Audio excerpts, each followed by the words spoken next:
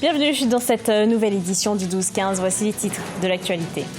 Vers une restructuration de l'opposition au Tchad, c'est le défi que s'est donné le nouveau chef de file. Avec une feuille de route ambitieuse, il s'engage à abaisser les tensions dans un contexte préélectoral tendu.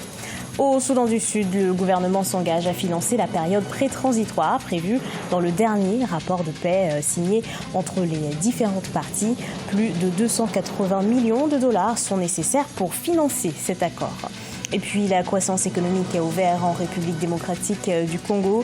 La commission des études statistiques et des comptes nationaux de la République démocratique du Congo prévoit une croissance économique de 5,9% en 2019.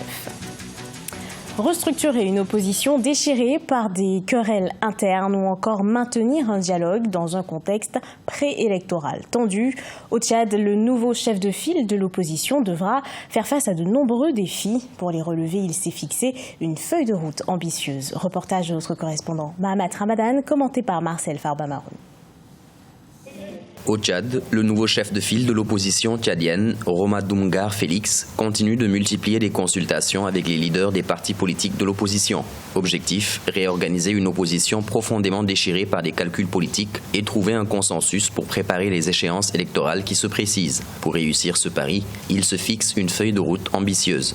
C'est ce conflit-là que je veux beaucoup m'atteler, de manière à ce que nous restons soudés et que l'opposition voit dans une même direction. Les stratégies, c'est des réunions permanentes. Les stratégies, c'est des concertations. L'opposition tchadienne est composée d'une centaine de partis politiques et d'une dizaine de regroupements politiques. Mais à l'approche de chaque échéance électorale, ces derniers s'entre-déchirent pour des intérêts politiques selon les observateurs. Certains leaders de l'opposition voient en cette perpétuelle mésentente des conflits de génération qui profitent à la majorité présidentielle. Quand il est question de lutter, quand il est question donc de risquer, on appelle toute la jeunesse, on appelle en fait tout homme politique de l'opposition de bord confondu à mettre sa main dans la pâte, parce qu'on pense que c'est une question nationale. Mais quand il est question de composer ces organes qui doivent diriger, qui doivent superviser et qui doivent organiser les élections, en fait, une classe réclamant de la race pure, c'est-à-dire celle qui fait de l'opposition une carrière, veut toujours s'accaparer le tout au détriment de l'autre. Pour rappel, Roma Doumgar Félix a été désigné nouveau chef de file de l'opposition démocratique au Tchad par la Cour suprême après la destitution de son prédécesseur, Saleh Kebzabo, qui a perdu son statut après la démission de l'un de ses députés au profit de la majorité. Suspension du vice-ministre chargé de la presse au Libéria, Eugène Fangon, accusé de raviver les tensions ethniques, et ce, à un mois d'une grande manifestation de l'opposition.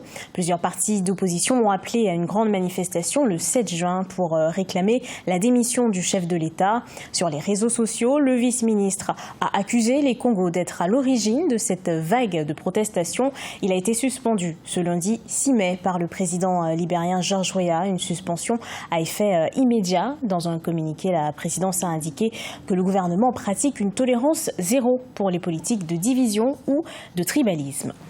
Une bonne nouvelle pour le Soudan du Sud. Dans le cadre de la mise en œuvre de l'accord de paix du 12 septembre 2018, le gouvernement s'est engagé à financer la période pré-transitoire. Plus de 280 millions de dollars sont nécessaires. Les détails avec Corinne Kamseuf et Marcel Farba-Maroun.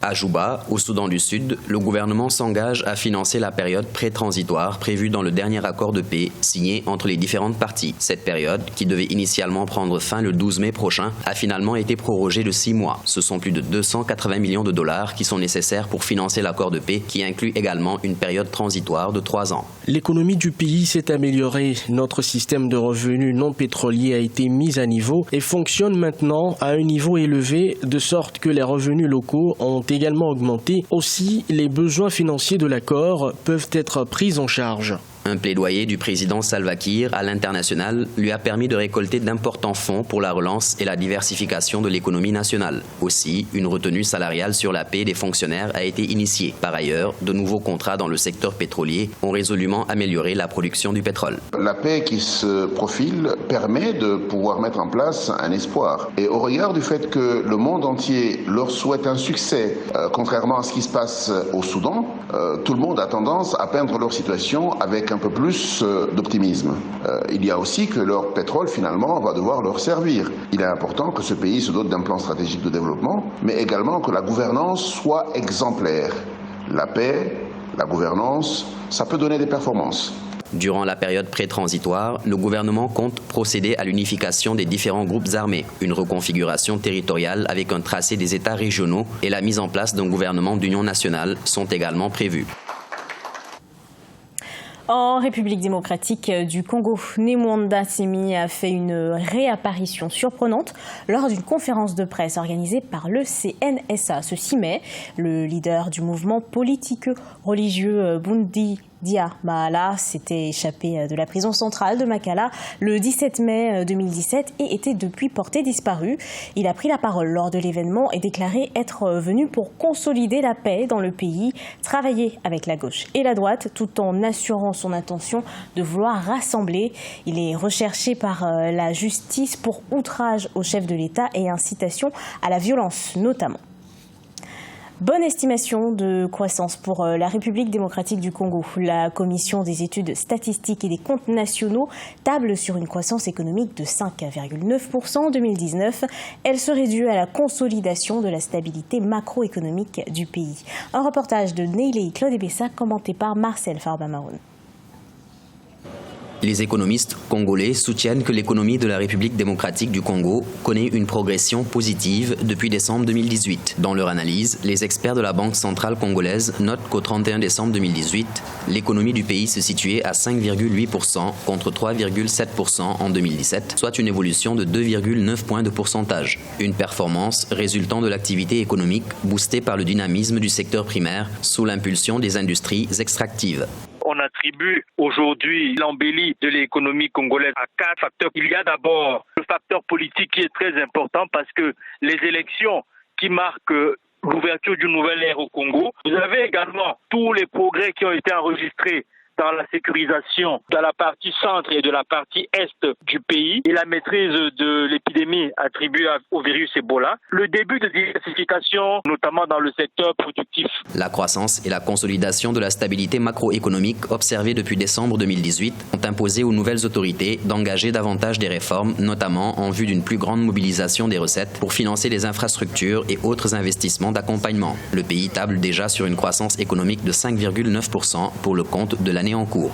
L'enjeu principal, c'est celui de la diversification de l'économie. Il faut commencer une première transformation au niveau du secteur primaire. Ensuite, l'amélioration du climat des affaires. Il y a également des efforts à faire au niveau de la facilitation à faire des affaires, au niveau de la création d'entreprises, au niveau de tout ce qui concerne les blocages administratifs. Pour l'heure, l'environnement économique en République démocratique du Congo reste marqué par l'attente du renforcement de nouvelles institutions de la République issues des élections présidentielles, législatives, nationales et provinciales. Clap de fin pour la 3e édition du tournoi international de tennis circuit ITF Junior. Il s'est déroulé du 30 avril au 5 mai 2019 à Abidjan, en Côte d'Ivoire. 27 pays du monde ont pris part à cette compétition largement dominée par la France. L'Afrique, elle, s'en sort avec un trophée. La prochaine édition est prévue pour le mois d'avril 2020. Un reportage de notre correspondant Oliva Djakotan. Le Béninois Sylvestre Monou et la Française Maëlie Monfils remportent à Abidjan le dernier tour de l'édition 2019 du tournoi de tennis circuit ITF Junior. Le premier s'impose face à Cosnay de la France 6-4, 6-4 et la seconde prend le dessus sur une autre Française Raki 2-7-1. Je suis classé 207 mondial. Mon souhait est que d'être parmi les top 100 à faire les Roland Garros, les Wimbledon, les US Open cette année. J'ai eu peut-être un plus gros mental et du coup, je ne me suis pas laissé faire par rapport au score. Considéré comme grade 5, ce tournoi a vu la participation de 80 athlètes de 27 pays du monde. Sur les 4 nations défendant les couleurs africaines, seul le Bénin de Sylvestre Monou a pu ramener un trophée. Nos jeunes sont vraiment talentueux, c'est qu'ils jouent bien, ils ont une belle main. Le problème, c'est qu'il manque de compétition. Il n'y a pas suffisamment de tournois en Côte d'Ivoire et en Afrique en général. Et puis aussi d'encadrement. Donc on n'a pas un encadrement comme en France où on a des académies, ils sont suivis, ils ont kiné, manager, il y a comme entraîneur. Un seul joueur peut avoir 2 à 3 personne autour de lui pour l'accompagner. Ici, le joueur est obligé de se débrouiller tout seul.